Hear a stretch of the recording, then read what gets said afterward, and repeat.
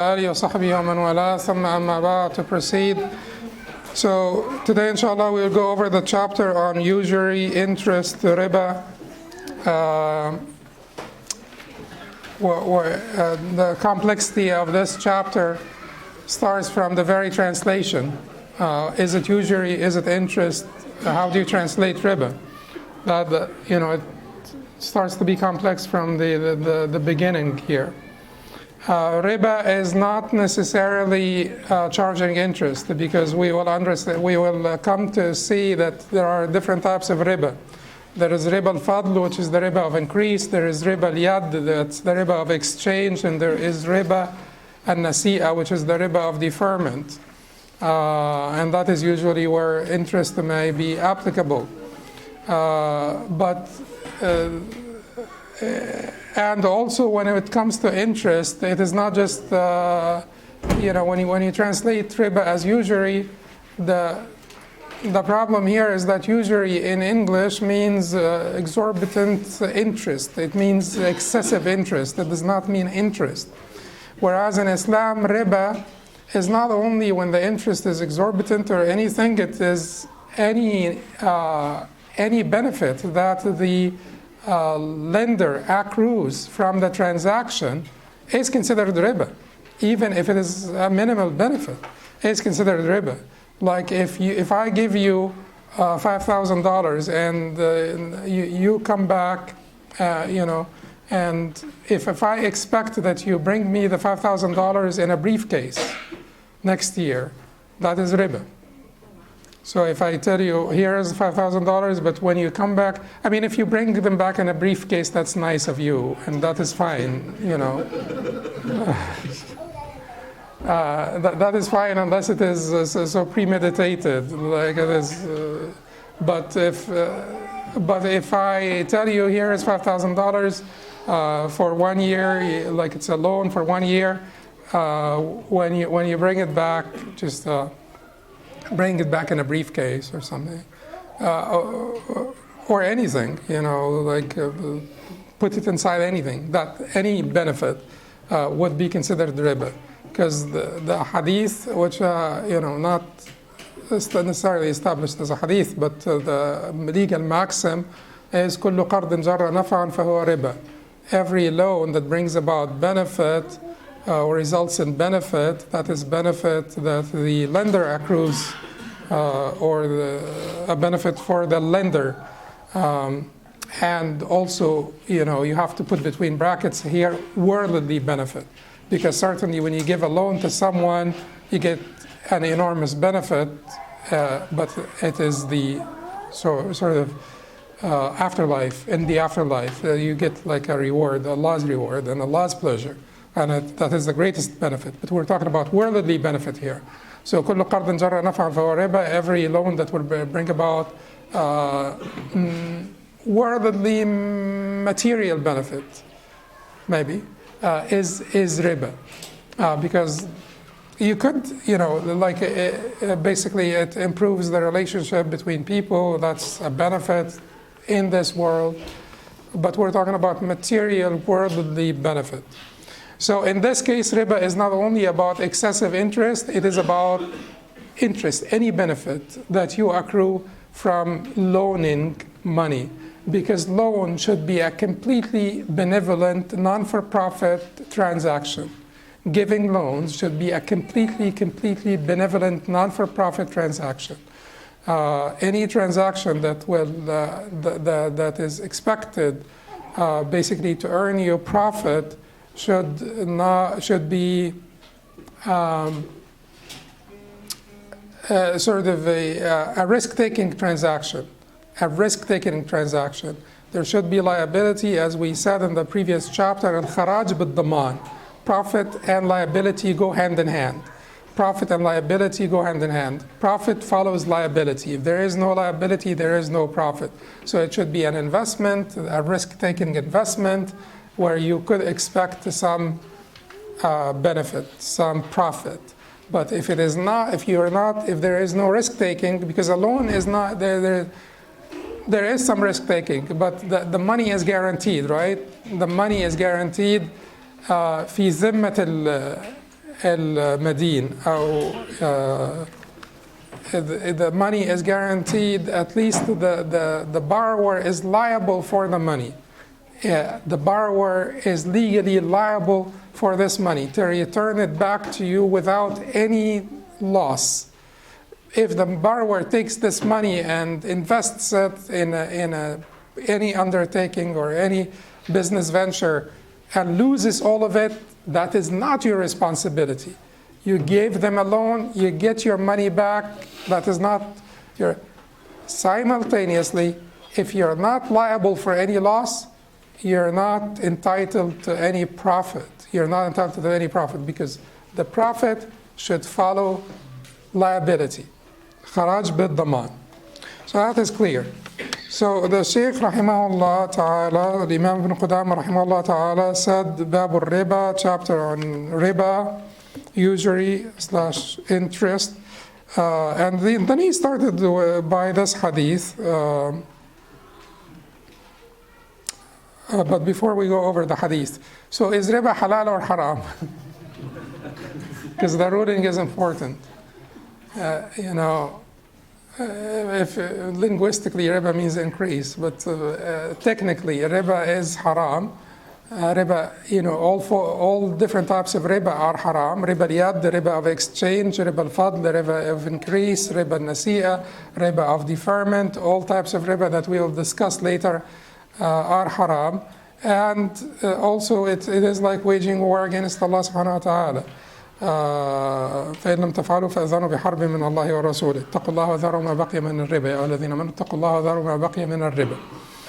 Oh, you believe, fear Allah and leave off whatever remains of the riba, of interest. Leave off the interest or give up the interest that you are entitled to from your riba transactions. It came down when they were involved in riba transactions, and Allah subhanahu wa ta'ala said to them, وَاتَّقُوا اللَّهَ وَذَرُوا مَا بَقِيَ مِنَ الرِّبَا, and give up whatever remains for you, like the interest that you are entitled to collect now.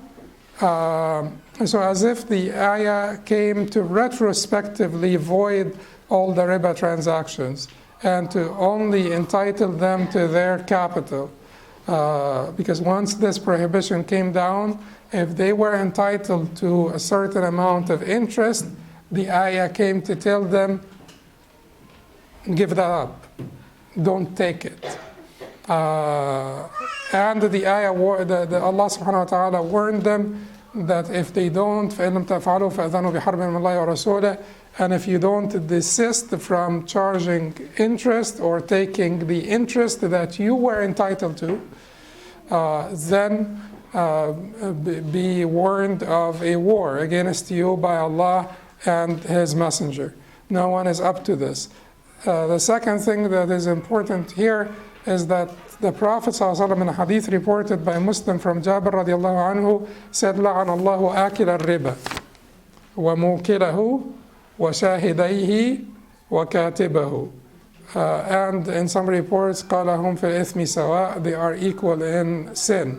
May Allah curse the one who devours riba, devours interest, the one who feeds it to him, or gives it to them, and the two witnesses and the scribe, the one who will write the contract, and the two witnesses.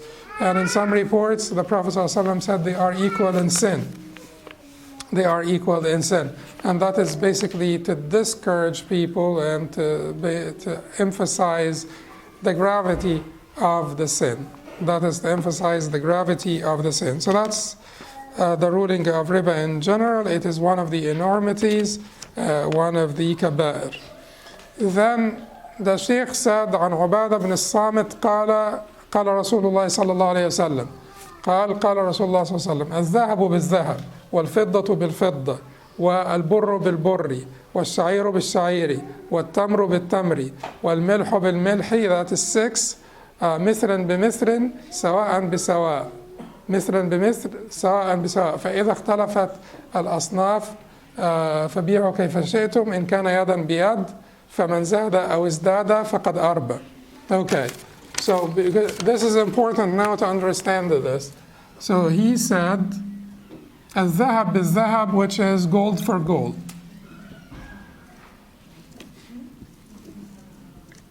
Or gold paid for by gold. Silver for silver.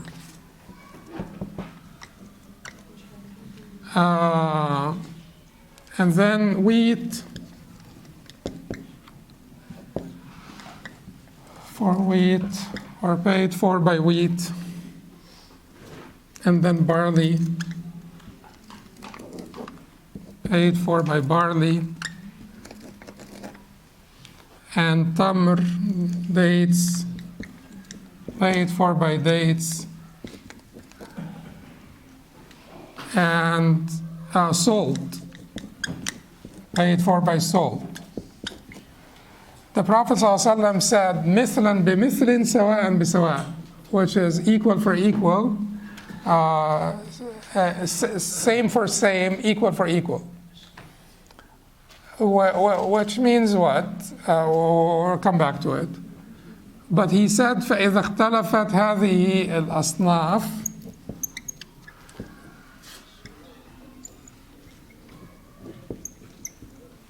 and if they are different, then he said, فَبِيعُوا كَيْفَ شِئْتُمْ, then trade as you like.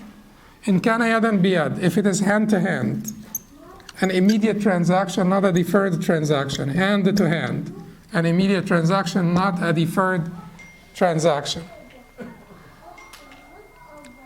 So the Prophet ﷺ is telling us that there are two issues here to pay attention to, which is equal for equal, and that is in reference to riba al-fadl, the riba of increase. If you sell gold for gold, they have to be the same weight. Equal for equal here means same weight, because gold is usually measured by weight. Silver for silver has to be the same weight. These four have to be the same volume, because it's usually measured by kayl and not by weight, by volume, not by weight. Or usually meaning what? During the time of the Prophet ﷺ. So these were measured by volume, not by weight, and these were measured by weight. These were measured by volume, these were measured by weight, which is consequential. No, it's very consequential.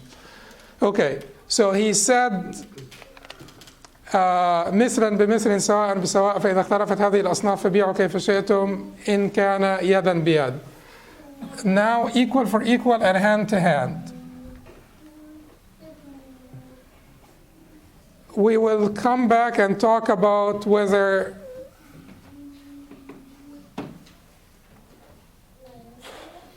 I'm just trying, because how to approach this is important. Should we talk about the illah now, the effective cause, and whatever,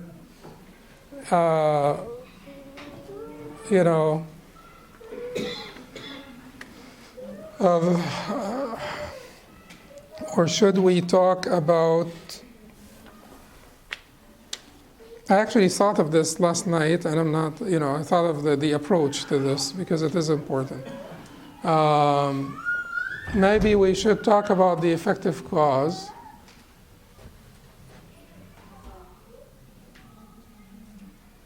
Okay, let's talk about the effective cause. So these are called the ribawi, which means usurious items.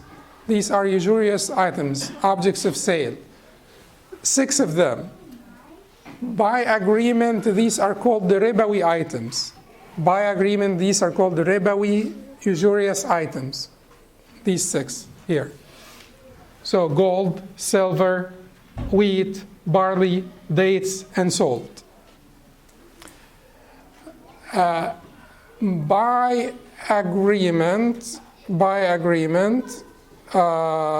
These things, outside of these things, like things that are, okay, except for the Zahiris said that it is only these 6 that are considered usurious items, but the rest of the people who employ qiyas or employ analogy said that there are effective causes behind these being usurious items, and whatever shares the effective cause or the illah of the prohibition will also be a usurious item. Now, we can't really do this like very comparatively. We will have to have a sort of a base, and our base will be obviously the Hanbali madhab. That is the book. Okay. So in the Hanbali madhab, and it is a beautiful base because the Hanbali madhab, like usual, they have different opinions. Like one opinion will be like the Hanafis, one opinion will be like the Malikis, one opinion will be like the Shafi'is. So we will not miss out on much here. So in the Hanbali madhab, there are 3 different opinions concerning the effective cause. Why are these considered usurious items? And when we say usurious items, it means what? It means trading those items will be more complicated. You have to trade them with caution because there are certain stringent criteria to be applied when you trade them. And all of this, we're talking about the type of riba that is riba of sales, because there are 2 different types of riba. Riba of sales and the riba of loans. Riba of loans is straightforward, and that is what you guys are interested in hearing about, because all of this stuff is technical stuff that you may not encounter, but certainly there are benefits of learning it. But the riba of loans is very easy. The riba of loans is when you expect a benefit, for a worldly material benefit from giving someone a loan. This is riba nasi'a. Nasi'a means deferment. This is where you charge an interest in exchange for the deferment of payment, right? You charge an interest in exchange for the deferment of payment. This is called the riba of loans. This is straightforward. There is no problem in this. We can be done now with the lecture. Right? Okay. Having said that, this lecture could take 5 or 6 hours. Because now let's talk about the riba of sales. Riba of sales applies to usurious items and anything that shares the effective cause with the usurious items, and it applies to tajanus as well. Things that are of the same kind and the same benefits, and how do you trade things of the same kind and the same benefit. But that is also one of the effective causes of the prohibition of the stringency in dealing with the usurious items, and we will come to it. So the riba of sales,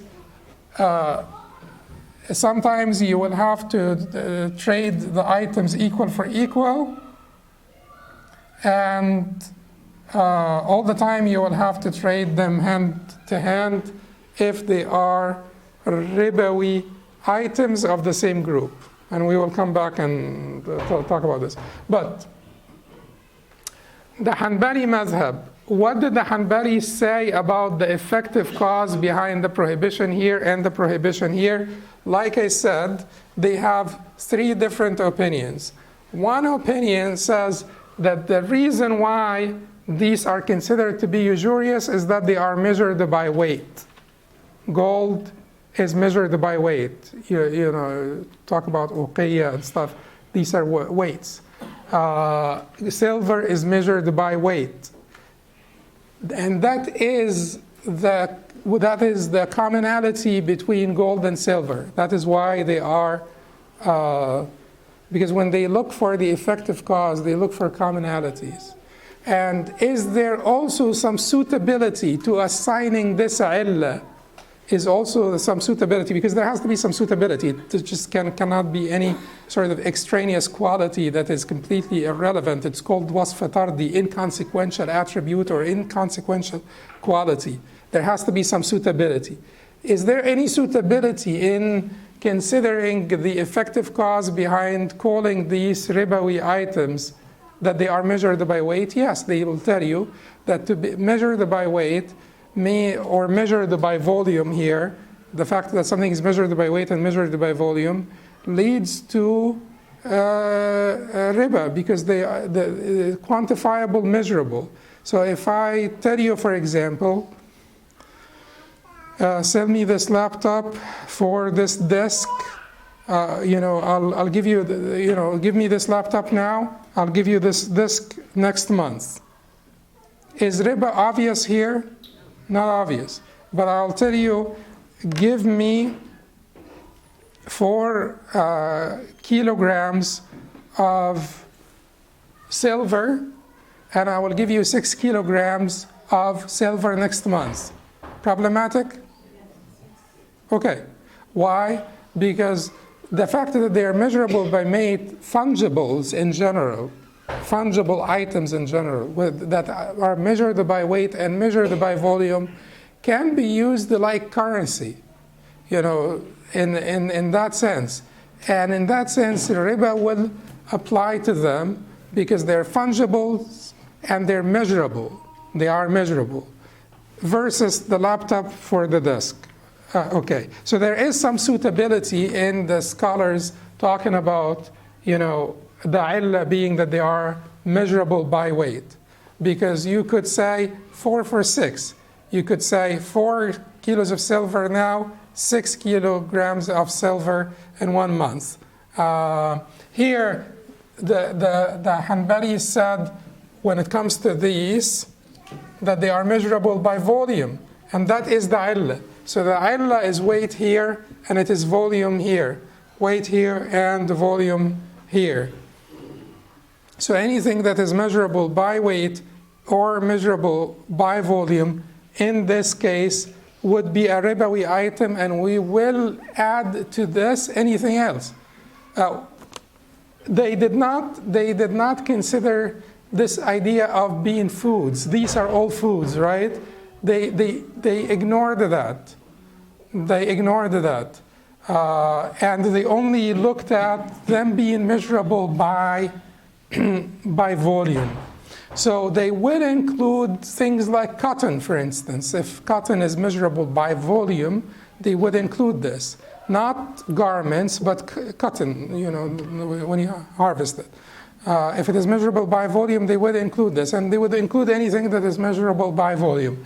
This, by the way, this idea of the illah being that they are measurable by weight or volume is also the Hanafi madhab. It is also the Hanafi madhab. And that is the more popular view in the Hanbali madhab, and it is consistent with the Hanafi madhab. They also talk about weight and volume, measurable by weight and measurable by volume. Now, the second opinion in the Hanbali madhab, you see the Zahiris, they just checked out and they're having fun now. They don't have to worry about any of this. They say that this is only 6 items. Qiyas is not applicable here. Does that mean the Zahiris wouldn't say cash?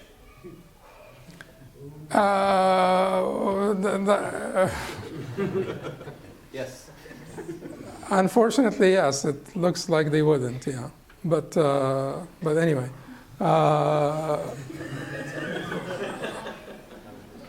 But then we will come back to it. We will come back to it. But then the second opinion in the Hanbali madhab, they're saying, wait a second. No, 1 second. Gold and silver, there is something more to gold and silver than just being measurable by weight. Something that is even more suitable to be the illah than being measurable by weight. Gold and silver are currencies. They are prices for other commodities. They are athman, thaman. They are prices for other commodities. They are the standardized prices for other commodities. So since they are athman, this thamaniya being prices of other commodities, being currencies, is the effective cause here, is the illah, the reason why they are usurious items. Yarhamkumullah. The reason why they are usurious items. So they said when it comes to gold and silver, the fact that they are prices or asman, the thamaniya is the reason. So this is number one. This is their opinion number two. When it comes to these, when it comes to, okay, and here, who agrees with them here? The Malikis and Shafi'is. So plus M plus S. Malikis and Shafi'is would agree with them that it is the prices. The fact that they are prices or currencies is what makes them, usurious items. Ribawiyya.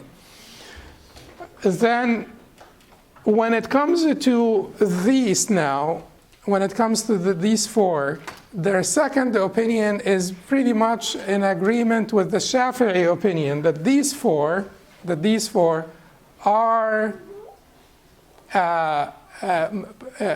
ribawi, and we will come back and talk. And that is my hesitation is that I wanted to first say what applies to these before I talk about the effective causes when it comes to the ruling, the equal for equal and hand to hand. But in general, just the fact that they have more stringent criteria in trading them, that is what it means, that is what being ribawi means.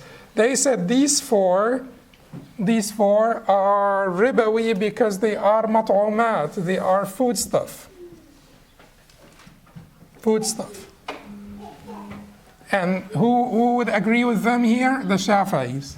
The Malikis will need to add food that is stored and that is muqtat, staples of food, that are non-perishable staples of food for the Malikis. But for the Shafi'is, just food in general.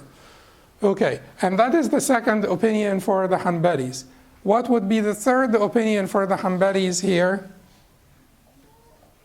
The third opinion for the Hanbalis, they will say, no, it is not just being food. And that is the opinion that Imam ibn Qudamah chose here in al-Umdat.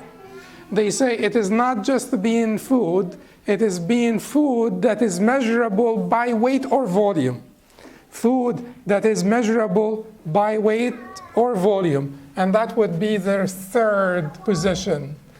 So keep this here as prices, and this here would be food that is measurable by weight or volume.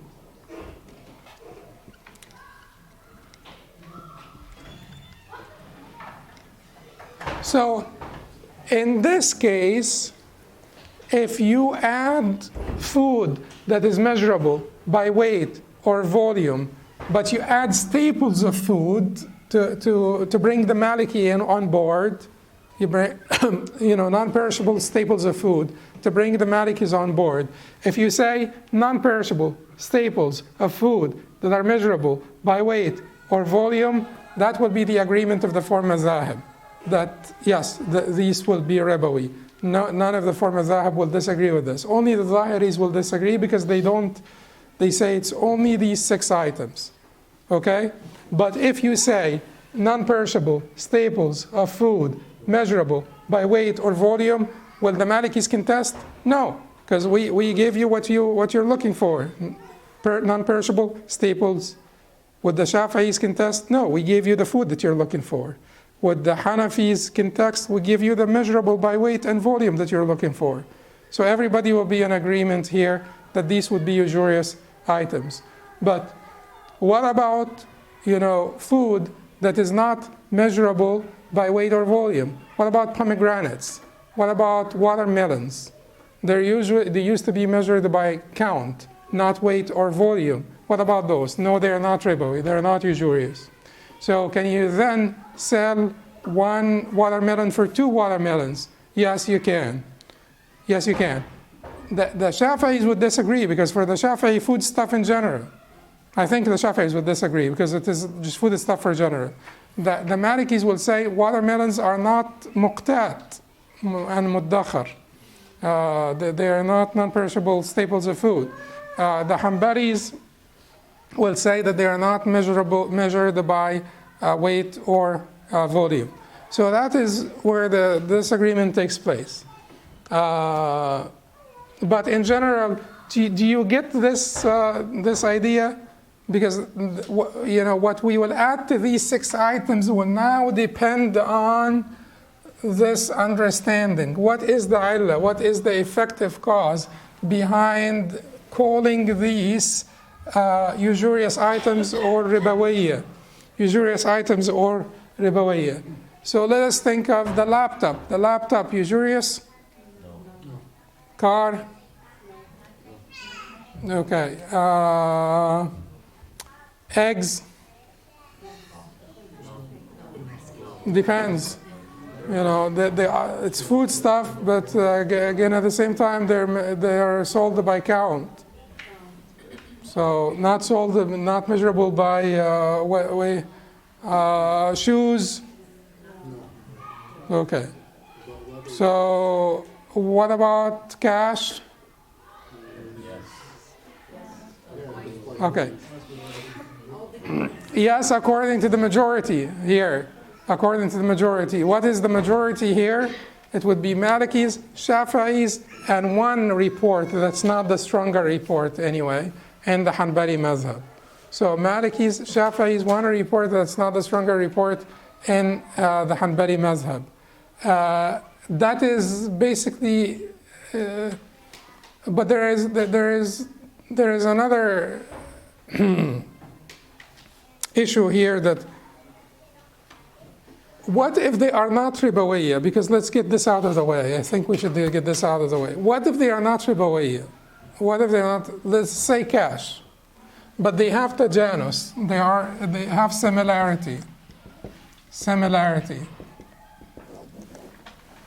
and they are not ribawiyya. We agree that they are not, that you can't add them to these 6 items, but they have tajanus.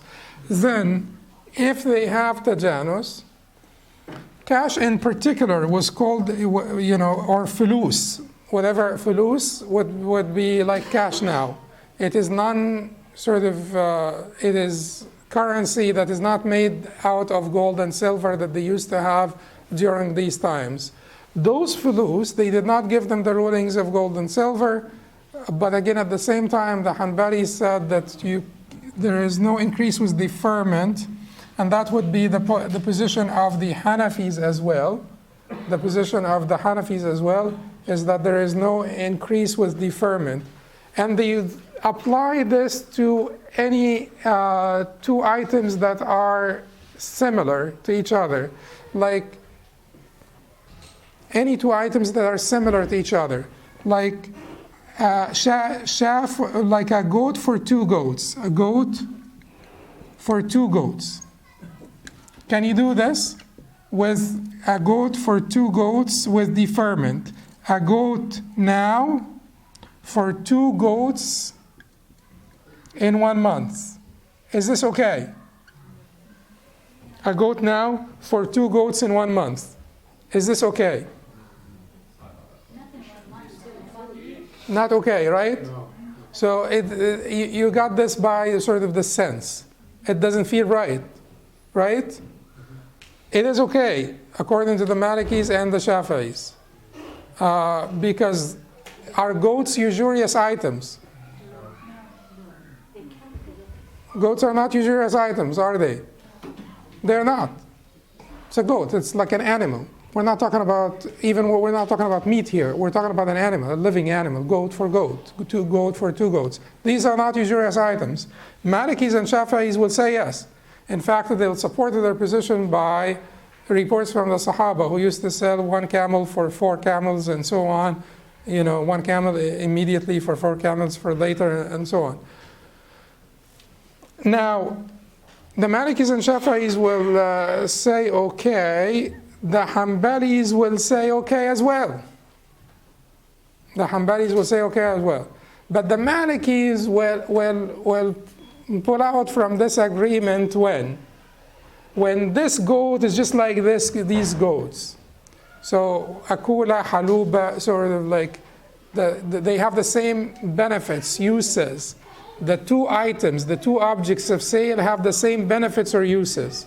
So the Maliki will leave room for, two items being called the same thing, but they are not really similar. Two laptops, HP and Apple. So the Malikis would come and say here they don't have the same uses. They're called laptops. These are both laptops. They don't have the same qualities. So the Malikis will say, if these goats are just like these goats, then this arrangement is not permissible. This arrangement would not be permissible.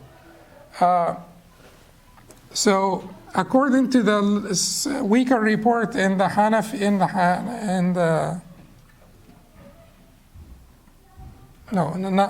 actually it is not.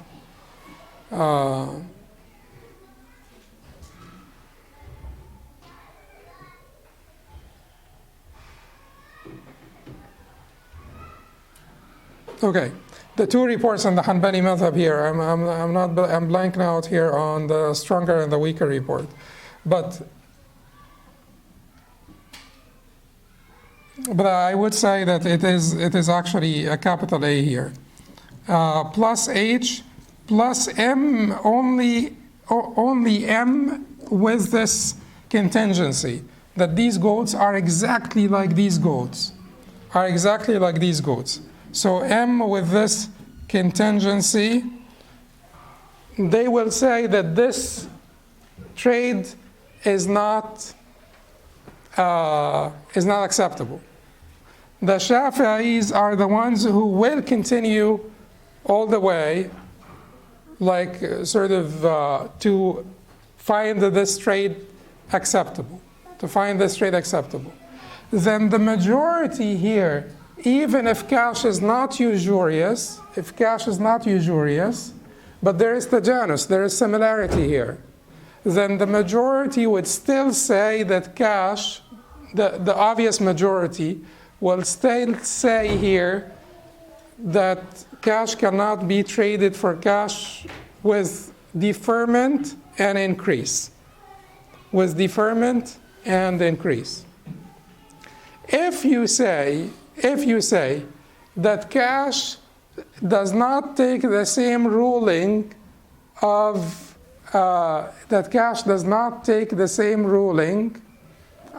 gold and silver, because the illah is not being prices as the Malikis and Shafi'is and the lesser report in the Hanbali madhab said. So you say that cash is non-usurious, and then you switch from being Hanafi there to being Shafi'i here and the Shafi'i said that non-usurious items can be traded for each other with deferment and increase. So goat for 2 goats is okay, then you can trade 10 pounds for 12 in a month. And that would be disastrous, right? Because that will basically hit at the the foundation of riba itself. Riba would become basically non-applicable anymore.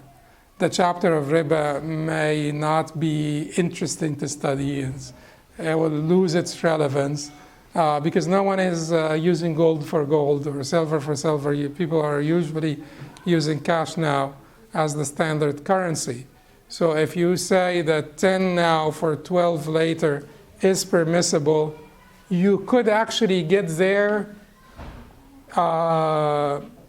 You could get to that conclusion while being compliant, consistent with one of the madhahib throughout. But it will require some switching and some patchwork so that you can come to this conclusion. So when it comes to the illah, it seems that we really have to consider the illah here, and that is the position of most of the contemporary Hanbalis and the vast majority of contemporary scholars in general that the illah behind these being usurious items, gold and silver being usurious items, is what? That they are prices. It's not that they are measured by weight, that they are prices of other items.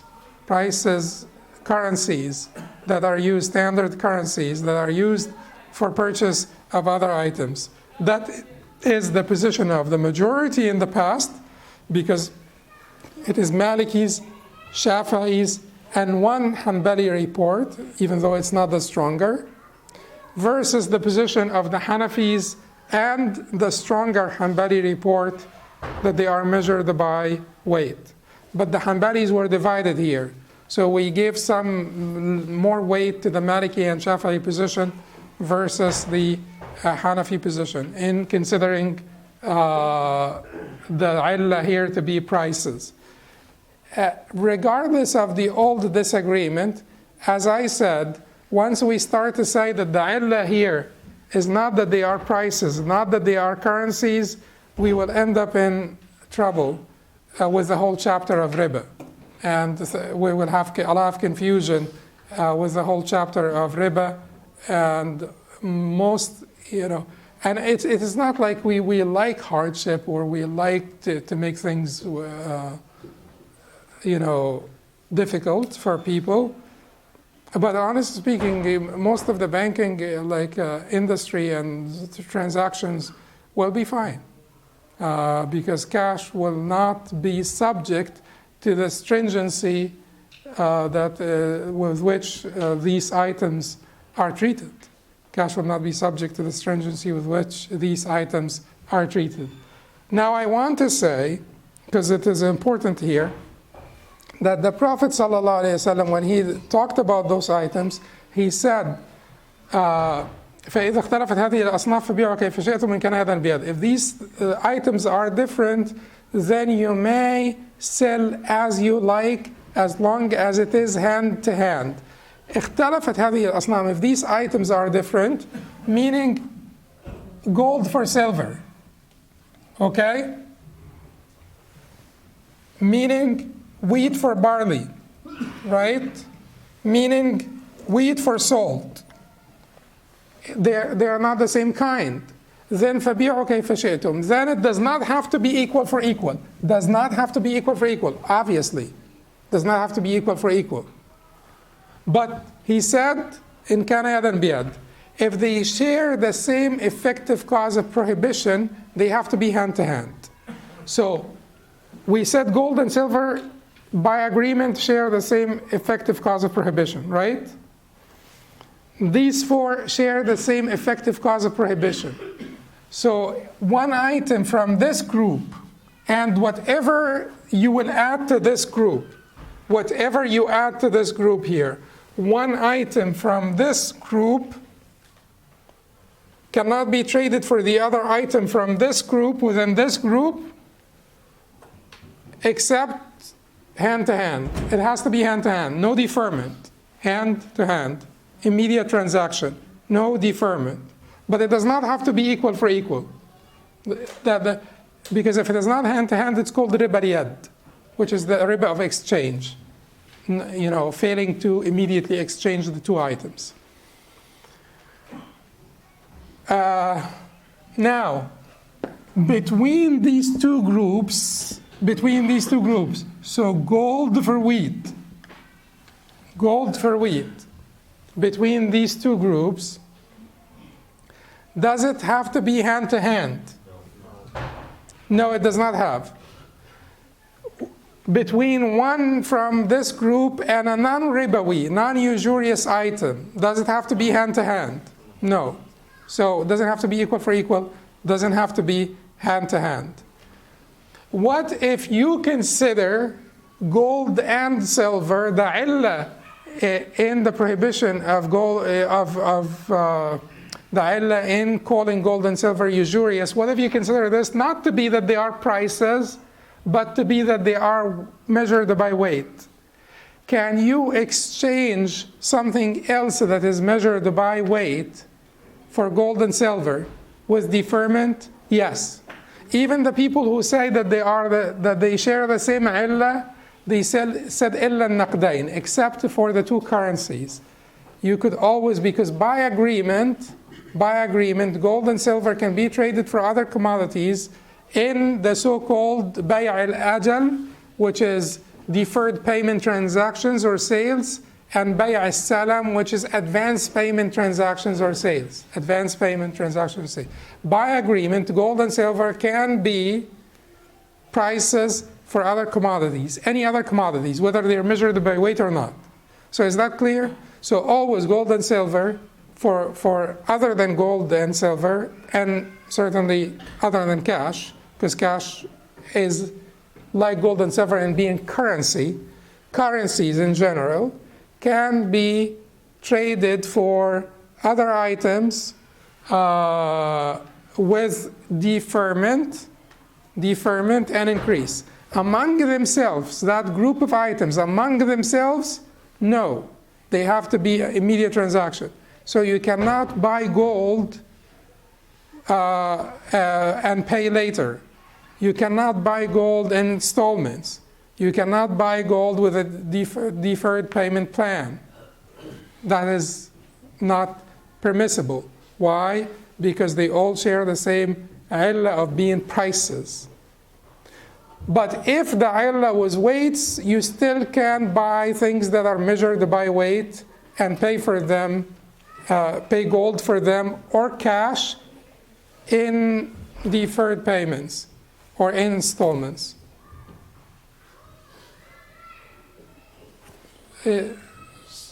Okay. But what makes, so we understand the riba nasi'a, and we understand the wisdoms behind the prohibition of riba nasi'a or riba of deferment, that it will result in exploitation of the poor, in widening the socioeconomic strata in the society, in money begetting money, which causes the economy to slow down. It gives strength or value to capital against labor. It will result in being lazy to take part in real business ventures. If money can beget money, and if I just put my money and get guaranteed interest, guaranteed payback, why would I risk my money in a true real business venture on the ground? And all of these are undesirable outcomes that the Sharia wanted to fight. The Sharia wanted to fight the exploitation of the poor because interest could put them in a vicious cycle that would end up in their bankruptcy. The Sharia wanted to fight the extreme widening of the socioeconomic strata, the extreme, not the presence of socioeconomic strata or anything, but the extreme widening where the poor become really much poorer and the rich become much richer, just by the fact that they own the capital. The capital itself brings income for them without them doing anything. So the Sharia wanted to give labor some value against capital. So you could only earn profit if your money is being invested in a true business venture, in a true investment. So you could go buy a farm, you could go buy shares in a store, some business, real business venture. So all of these things are understandable. It's easy to basically talk about the wisdom of the prohibition of riba nasi'a or the riba of deferment. But what about these other types of riba of sales? Why does it have to be equal for equal? Why does it have to be hand to hand here? So certainly these are reflections, but not necessarily something that is particularly proven. Riba al-fadl was prohibited because it eventually leads to riba nasi'a. When people get used to trading, for instance, silver for silver, two uqiyya of silver, or let's say 10 grams of silver for 15 grams of silver.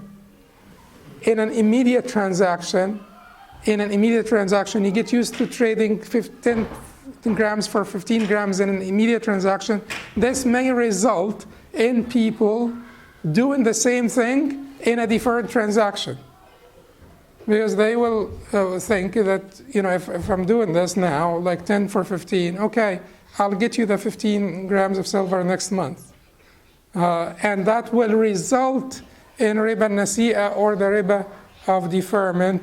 So that is why, the means to evil were blocked at the very outset, or the very, very beginning of the road. Is it clear to some extent? Is it really problematic, or it's, the riba of loans is very clear and straightforward. When you give a loan to somebody, you cannot expect a profit or increase or any material worldly benefit from this loan, because otherwise it would be riba. The riba of sales is a little bit complicated, but in general they agree that these 6 items are usurious. They agree that within the same group that shares the same illah of prohibition, things have to be, if it is the same kind, it has to be hand to hand and equal for equal. If it is different kinds within the same group, it does not have to be equal for equal, but it must be hand to hand. So wheat for barley must be hand to hand because they are within the same group. If it is between the 2 groups, then it does not have to be hand to hand or equal for equal. If it is between one thing from one of these 2 groups and one thing from outside, which is a non-usurious item to begin with, no stringency whatsoever. It does not have to be equal for equal. It does not have to be hand to hand.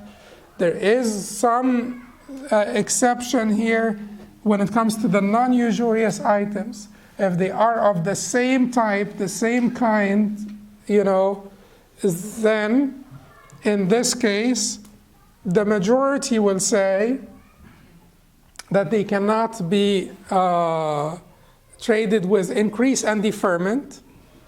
So 1 goat for 2 goats later, the majority said no, particularly if they are the same goats, and the Malikis will now agree with the majority, if they are the same goats, have the same qualities, the same uses and everything.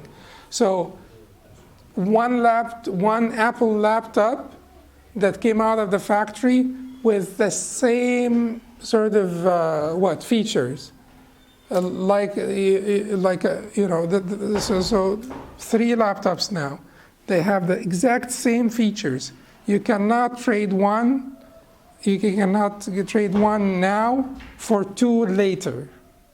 You cannot do this. If the 3 laptops share the same exact features, everything, they are non-usurious items, yet this tajanus, the exact similarity between them, makes it a problem to trade them with increase and deferment. All of that's clear?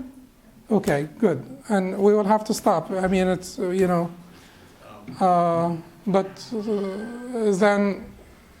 I think we should leave time for people because some people have commitments and arrangements. So let's leave 5 minutes for people to leave, and then we will take all the questions that you have.